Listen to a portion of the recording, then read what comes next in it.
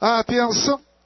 partida para o 10º páreo do programa. Dali Sonhadora sai brigando com o Bearmind é ponteira, Dali Sonhadora em segundo, enquanto pelo meio de raia um Tigrone começa a ganhar terreno e briga pelo terceiro com Dali Sonhadora, porque lá por dentro Mary Corleone também ganha terreno e já vão alcançando a reta de chegada na seta dos 600 metros finais, e Mary Corleone vai brigando pelo primeiro lugar com Dali Sonhadora. Bearmind vem por fora das três, agora essa do meia de fora passam a brigar, Dali Sonhadora e Bearmind foi para a ponta, tirou cabeça para Dali Sonhadora, brigando com ele, toma na dianteira com cabeça, mas Bearmind não se entrega. Um Tigrone de Vitória Thunder vem aqui pelo lado de fora brigar, cruzar os 200, Bearmind é ponteira, cabeça, Dali Sonhadora não se entrega, ponteira, mas Vitória Thunder domina, aqui por fora Vitória Thunder dominou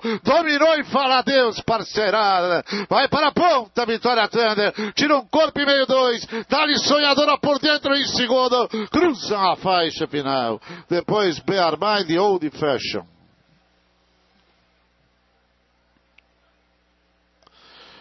Muito bem.